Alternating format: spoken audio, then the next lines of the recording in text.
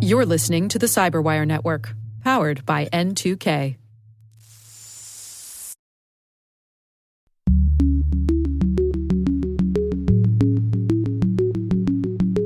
The key to federal legislation has to be to remove the burdens from the consumer in terms of enforcement and to set parameters around businesses to respect people's privacy. Hello, everyone, and welcome to Caveat, the Cyberwire's privacy, surveillance, law, and policy podcast. I'm Dave Bittner, and joining me is my co-host, Ben Yellen from the University of Maryland Center for Health and Homeland Security. Hello, Ben. Hello, Dave. On this week's show, Ben looks at new legislation restricting police use of DNA. I've got the story of a proposed algorithm transparency bill, and later in the show, my conversation with Rita Garry from Robbins, Salomon, and Patt on how data privacy laws are failing U.S. consumers and businesses. While this show covers legal topics and Ben is a lawyer, the views expressed do not constitute legal advice. For official legal advice on any of the topics we cover, please contact your attorney.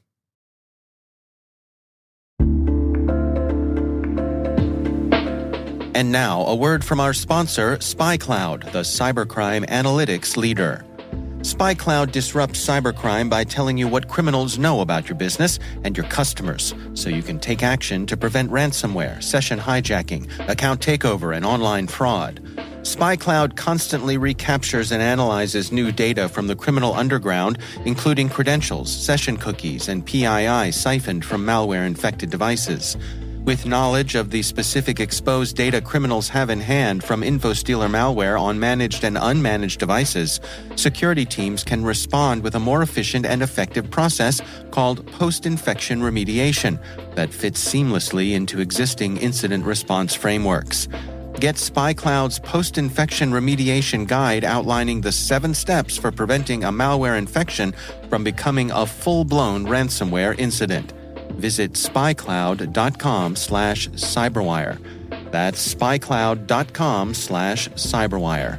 And we thank SpyCloud for sponsoring our show.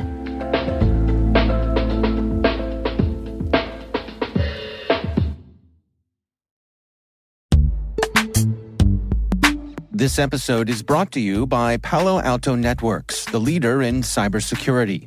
As AI-driven attacks increase, organizations can't afford to have network security that's stuck in the past. Discover how Palo Alto Networks can help you predict what's coming and proactively secure against it with a zero-trust, AI-powered network security platform built to secure whatever, whenever, wherever. To learn more, visit paloaltonetworks.com/network security platform.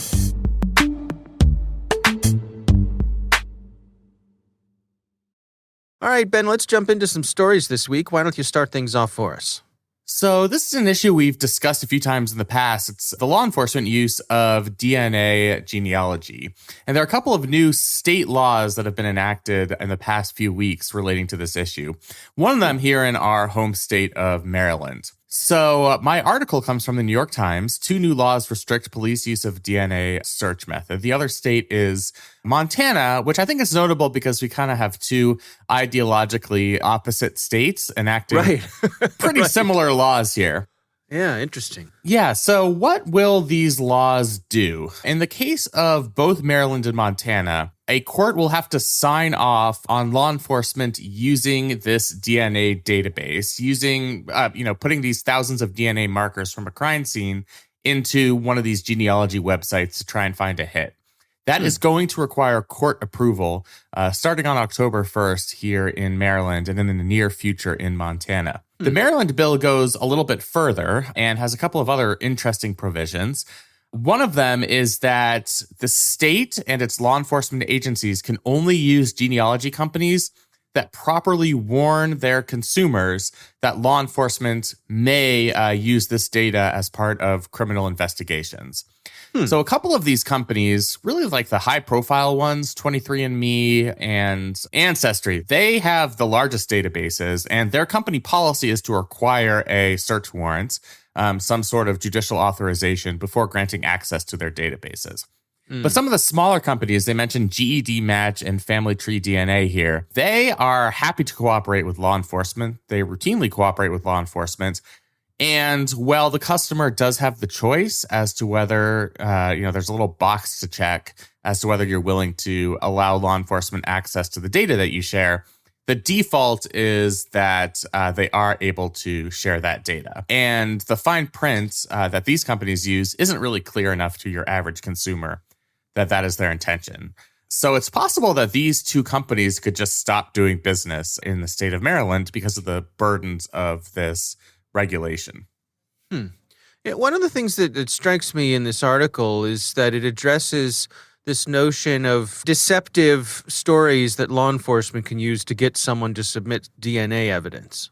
Yes. So they talked about an incident in Florida in 2018 where a woman was asked to provide a DNA test. They told her that they thought she was related to a dead person they were trying to identify, but it turns out they were investigating her son for a crime, and he was arrested and charged with murder. Sometimes they're testing little discarded items that go into the trash to pick up DNA. So they're not exactly being transparent in their use of DNA evidence and the use of these DNA databases. I will try and be a little devil's advocate here from the perspective of law enforcement. This is an incredibly effective investigative technique.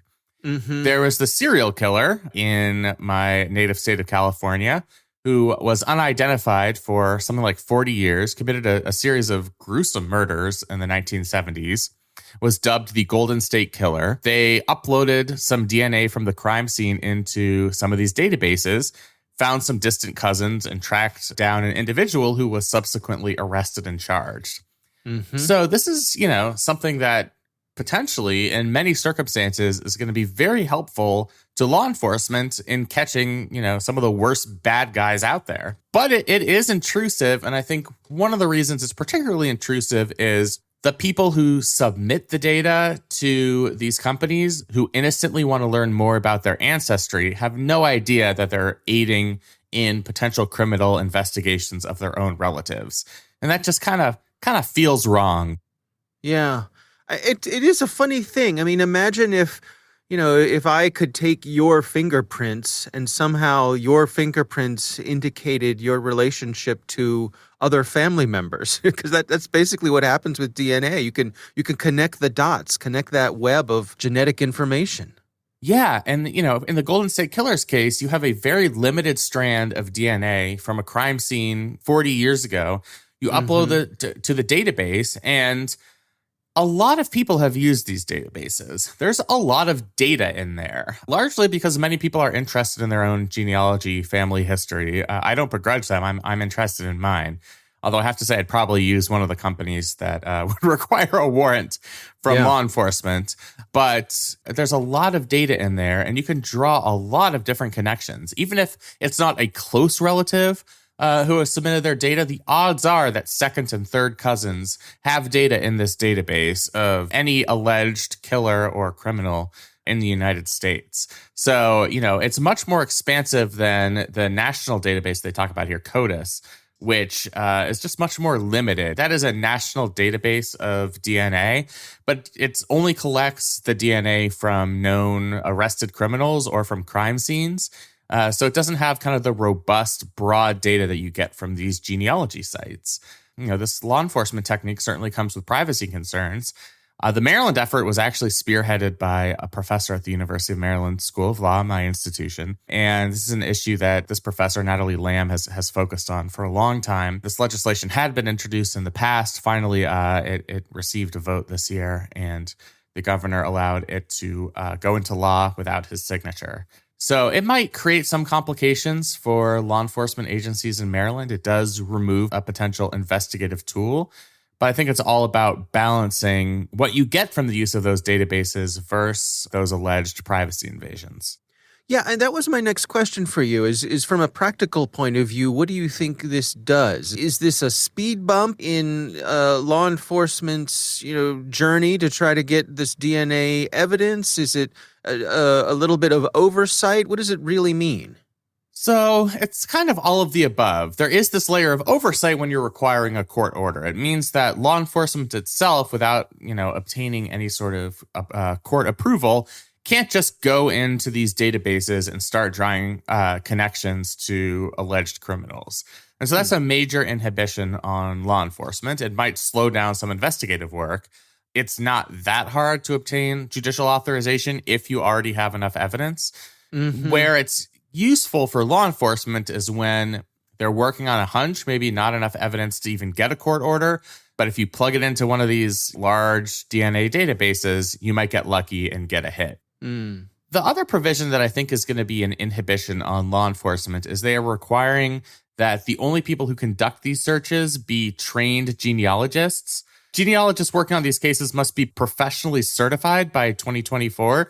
That is not a credential that currently exists. So we're going to have to develop a way for law enforcement to get that credential before that requirement goes into place in 2024. So that's going to be pretty limiting. My guess is that there are a lot of law enforcement agencies, law enforcement officials who think this is an unnecessarily burdensome law. We saw a couple of them quoted in this article, and the same can be said for the Montana law. But I'll note that the governor of Maryland, Larry Hogan, certainly had the opportunity to veto this bill. He didn't. And he does not hold back on his veto power. Absolutely not. He loves to use that veto pen. He's used it in a number of circumstances. So he certainly is aware that it exists. He is not a rubber stamp on piece of legislation in Maryland.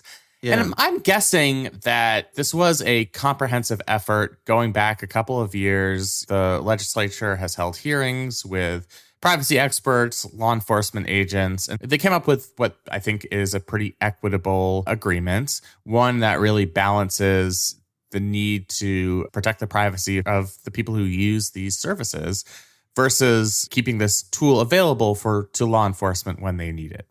And it may not have as big of a practical change as one might expect, considering that the two biggest companies, the ones that you've probably heard of, already require court orders before releasing that information. All right, well, that is from the New York Times. We'll have a link to that in the show notes. Again, the article written by Virginia Hughes. My story this week is about some legislation that has been introduced. It is described as an algorithm transparency bill. This particular story comes from a website called nexttv.com, which is a broadcasting and cable website, but they happen to be covering this. And this is about Senators Ed Markey, a Democrat from Massachusetts, and Doris Matsui, who is a Democrat from California. They have introduced a bill to boost transparency and to try to unveil what's going on with some of these algorithmic systems that these social media companies are working on. They're calling this the Algorithmic Justice and Online Platform Transparency Act of 2021. AJOPT, if you will. Not a good one. Not a good one, Ben. Not good in the acronym game.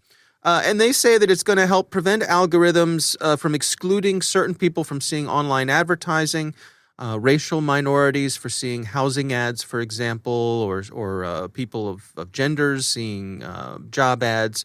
Something that we've covered here where folks have found that, for example, Facebook was excluding certain groups from ads for things which you're not supposed to do. No, that would be discrimination. Yeah. So we'll go through some of the details here from Senator Markey's office. They want to prohibit algorithmic processes on online platforms that discriminate on the basis of race, age, gender, ability, and other protected characteristics. That seems pretty straightforward. They want to establish a safety and effectiveness standard for algorithms. They want to require online platforms to describe to users in plain language the type of algorithms they're using. I'm sure the users will read that extremely carefully and will understand it entirely. Yeah. They'll just tack it on to the end of the EULA. That would be really effective.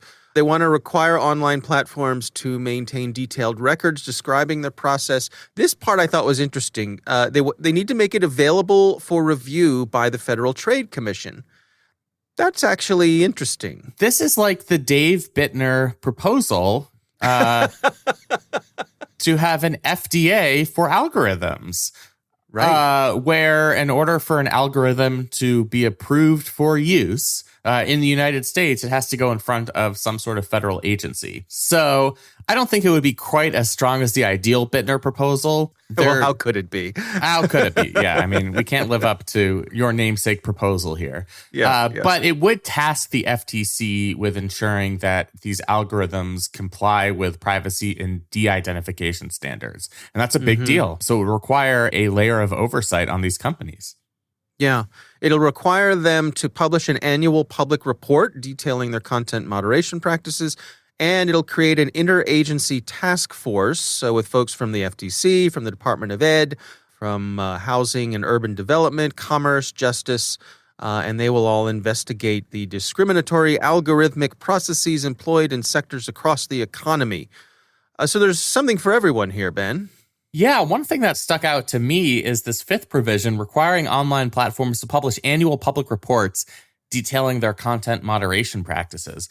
That might be a gift to potential Republicans if they want to sign on to this bill, because Republicans in Congress have complained about the content moderation practices of these platforms, alleging that they're biased against conservatives. So that might be a little carrot that Senator Markey and Representative Matsui are offering Republicans, saying, if you can join us in reviewing these algorithms, making sure that they are not racially discriminatory, they're not discriminatory in other ways, that they're using best practices for keeping user data anonymous, then you'll get your annual report on how these companies moderate content on their platforms. So I think it's kind of an olive branch here for potential bipartisanship. Yeah, interesting. I mean, I guess to me, the main thing that this hopes to achieve is trying to shine some light on what's going on in these black box algorithms that the tech companies up till now have really not provided any transparency on. They haven't, and what we found out about algorithms has come through investigative journalism, leaks, etc. There isn't really a federal agency right now that does a comprehensive review of these algorithms. And yet these algorithms are extremely powerful. I mean, it's certainly an area of public concern, not just, because they might be leading a generation of our youth into harmful content when they, go to YouTube and end up in a rabbit hole of watching like white supremacy propaganda. That's bad, obviously.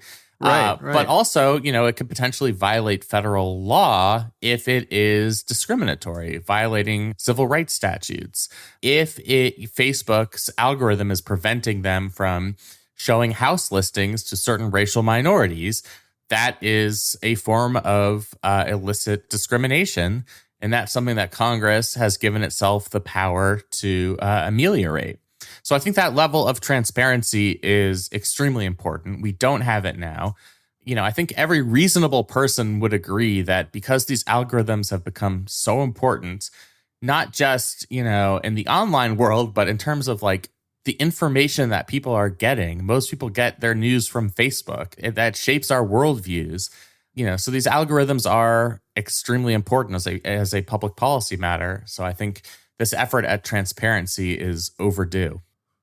So this is being proposed by two Democratic senators, but my sense is that this sort of thing has a lot of bipartisan support. You mentioned earlier that they might be offering up one of these elements to seduce their Republican friends across the aisle to perhaps support this. What do you think going forward? I mean, is this the kind of thing that you think could have broad support?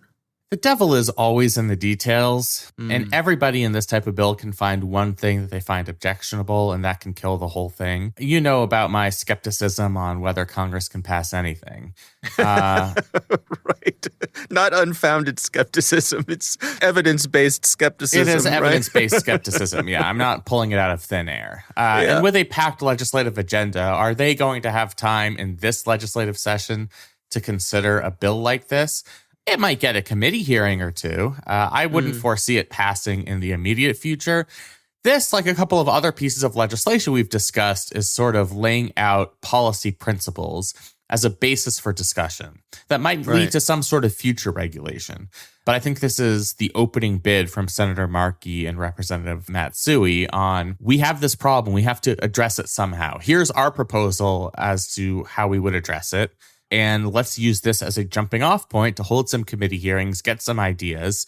Maybe even without passing this piece of legislation, just by holding hearings, you can get some information on the discriminatory practices of some of these tech companies as it relates to their algorithms. And that might have a public policy benefit in and of itself. So would I go on a political betting website and bet for this legislation passing? No, I would not. But I don't want to diminish its, just the fact that it's been introduced. I don't want to diminish its importance. And I suppose, it's signaling to those tech companies as well, saying, hey, we can do this the easy way or the hard way, right? Yeah, exactly. You should be transparent. Otherwise, we will make you be transparent.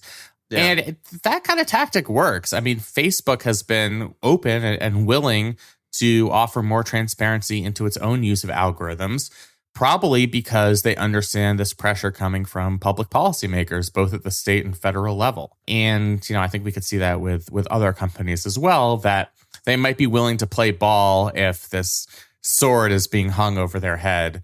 A legislation that not only would shine the light on their algorithms, but subject the algorithms to federal regulation. Yeah. All right. Well, again, that article is over on the Next TV website, written by John Egerton. We'll have a link to that in the show notes. We would love to hear from you. If you have a question for us, you can call in. Our number is 410-618-3720, or you can send us email. It's caveat@thecyberwire.com.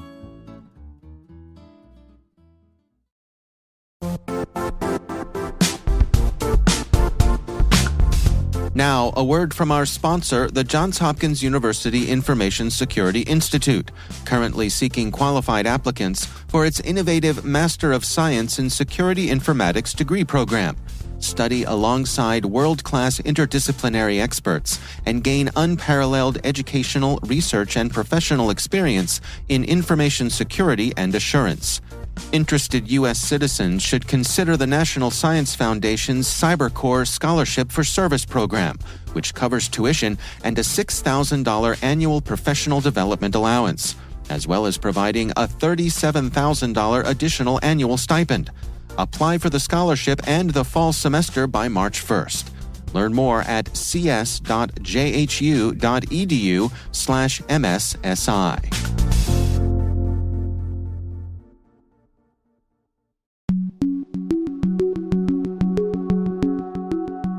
Ben, I recently had the pleasure of speaking with Rita Garry. She's from the law firm Robbins, Salomon Patt, and our discussion centered on the notion of data privacy laws and how they might be failing U.S. consumers and businesses.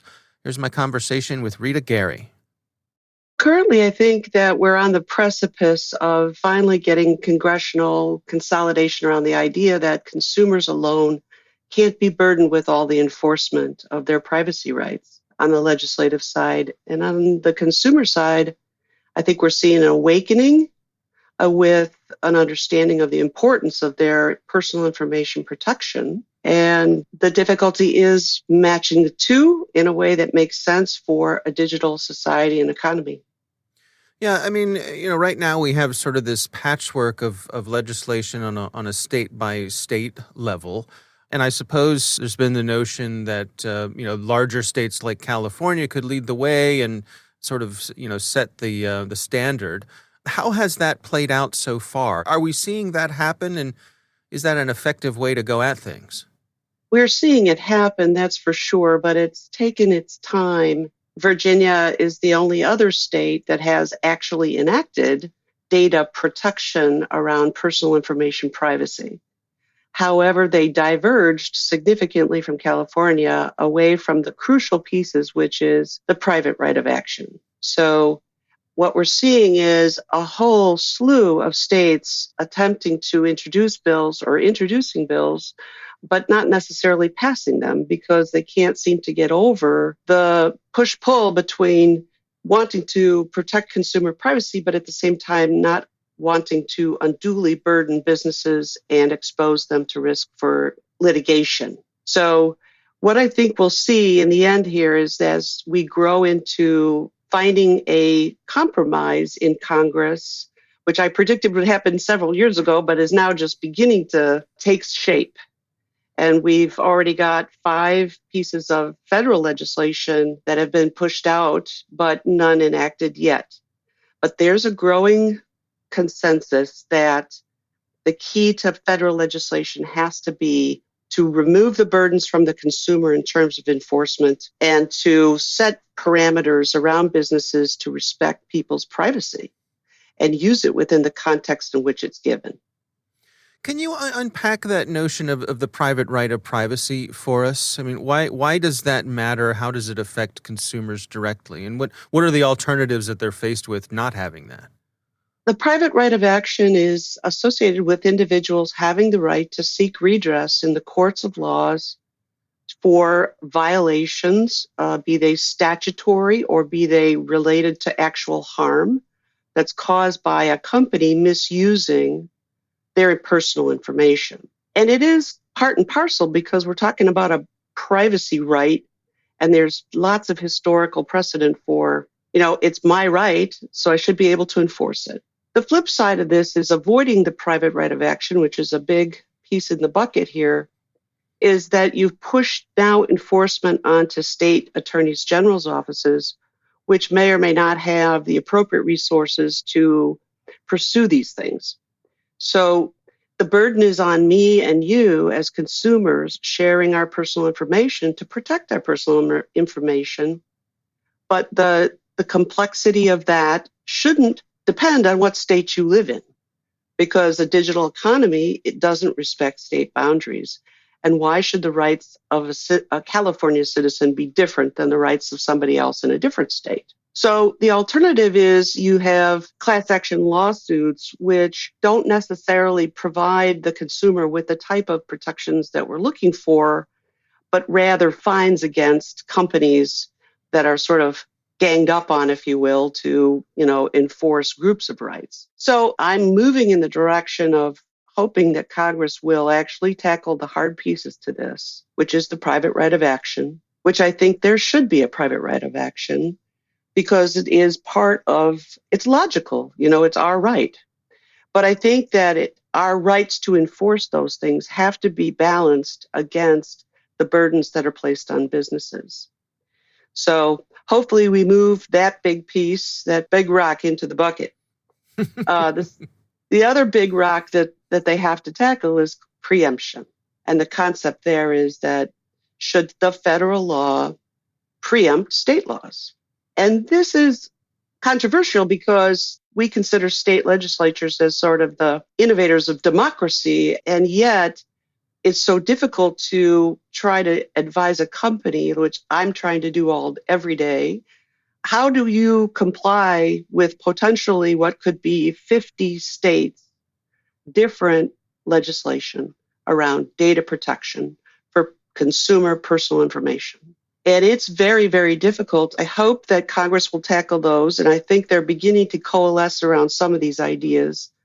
Personally, I support the idea of preemption for states that are inconsistent with the federal legislation once we get it passed. So preempt to the extent we have a baseline, and then also put some guardrails around our private right of action. So require consumers to seek redress directly with the company that has misused the personal information and give the company an opportunity to cure, and then basically heighten the standard of liability risk. So don't impose huge fines on companies for missing a statutory technicality. That sort of gotcha piece is what scares business and pushes them off in terms of trying to comply because it gets so overwhelming. My sense is there's a lot of cynicism, particularly from consumers, where we sign up for a service and we're presented with a EULA that's impossible to read, and we agree to turn over all of our information. And the alternative is, well, fine, don't use our service then. There's no negotiation there. There's no ability for us to dial in what we will and will not do. Do you think there's any hope of having that side of things addressed as well? I do. I agree with you. And there are some who have gone out so far as to say privacy is dead because it's sort of necessary that we share our personal information to accomplish our goals in consuming products and services. So in the consumption of that, what we see now is growing idea that you should be able to intelligently opt in or opt out and not have it obfuscated by those agreements, privacy statements that have to be waded through, and so on and so forth. I think we will find a balance there, but I think it's going to come back to the business. They're going to have to take a hard look at their data and information management practices and procedures. And I go back to the Brookings Institute report where, basically they're looking for businesses to respect the golden rule of privacy. Really, how quaint, Rita. How quaint. I know. Very quaint. I agree. But, a data diet doesn't hurt anybody. How interesting, though. I mean, we've seen in the past few weeks, Apple has rolled out this ability for consumers to turn off some of the tracking, and they found overwhelmingly that the consumers are selecting to not have their information tracked. And of course, the folks who rely on that information are screaming bloody murder that this is going to ruin their businesses. The listeners of this show will have heard me use this metaphor before. I think it's kind of like, old factories complaining that they can't pollute the river anymore. It's gonna cost us so much money if we can't pollute this river anymore. Well, you shouldn't be polluting the river. You shouldn't be sucking up all of our data. Maybe that's where we need to begin. Well, two things. It's ironic that we have all this legislation protecting consumers, and we have consumers who don't seem to be interested in being protected. And I wonder what is motivating the legislative explosion when it does seem there's this cynicism about it.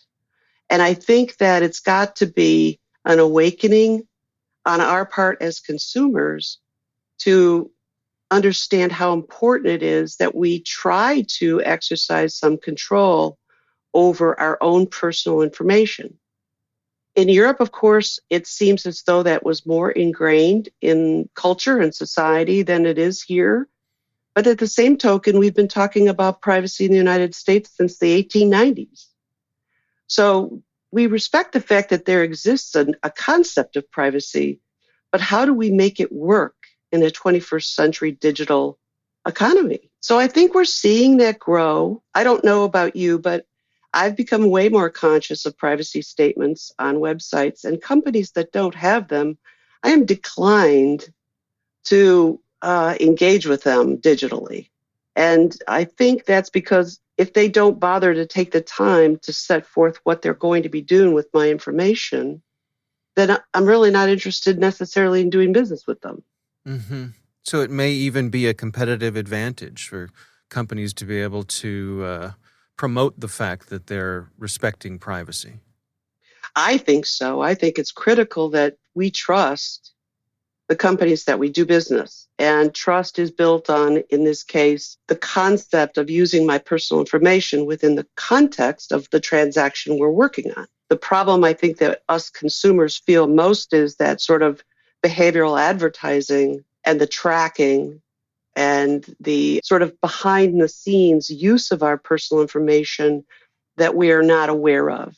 And I was thinking the other day that, wouldn't it be nice that when you go to confirm a purchase, a screen would pop up to say, by the way, once you click on this button, your personal information will be shared with ABC XYZ companies for the purpose of, A privacy nutritional label, if you will. Exactly. Yeah. Yes. Yeah. It shows the company has good data hygiene practices and that they are making an attempt to respect that sort of expectation that I have. Could that be a regulatory possibility that strikes a balance that isn't too burdensome on the folks who want the data, but also gives the consumers more insight as to what's being gathered and how it's being used? Well, if you mean, can it all be accomplished through regulatory rulemaking? I don't know. There clearly is a impatience on the part of the FTC to exercise what rulemaking authority they have or to have that expanded. Once again, I think a purely regulatory environment is probably not the end solution. It doesn't work in every industry and just kind of puts more burden on companies to do a checklist, if you will, which isn't sufficient, in my opinion. I think it has to be a philosophical as well as strategic business decision. Yes, we're going to show the consumers that they can trust us with their information. What sort of timeline do you suppose we're on? Are the noises that are coming out of Congress, do you think we're going to see anything anytime soon?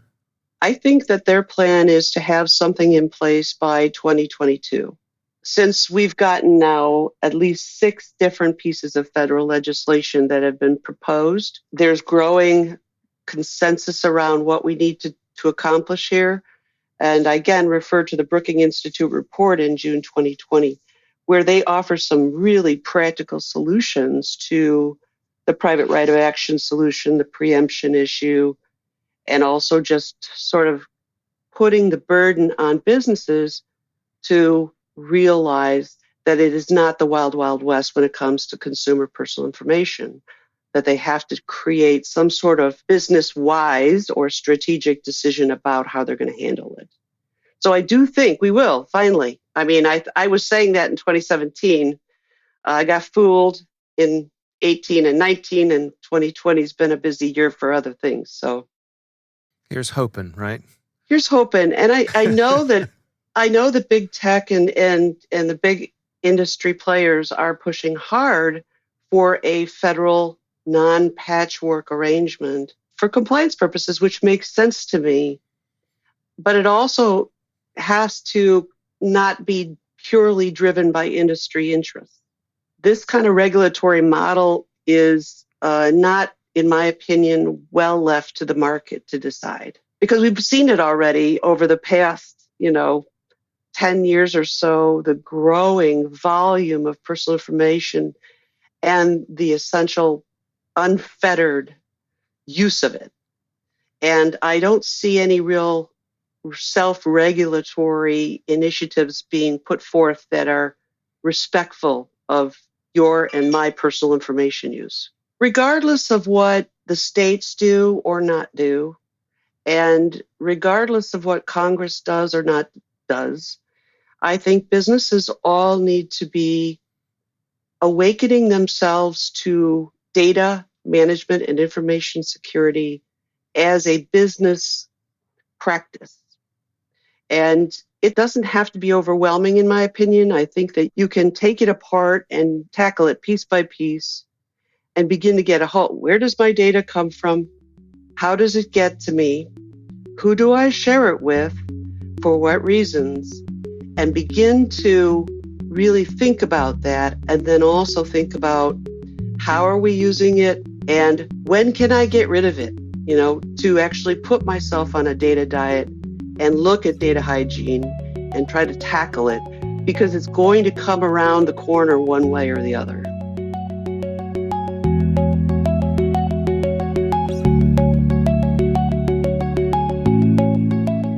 Ben, what do you think? She is much more optimistic. I hate to make this a theme of our show today, but she's much more optimistic about the near-term prospect of federal data privacy legislation than I am. Okay. I appreciate her optimism, and I hope she's right. I think it is really important for consumers who, as she said, have started to take notice of their own privacy rights. And it's important for businesses who aren't going to want to have to comply with 50 separate state regimes as it relates to data privacy.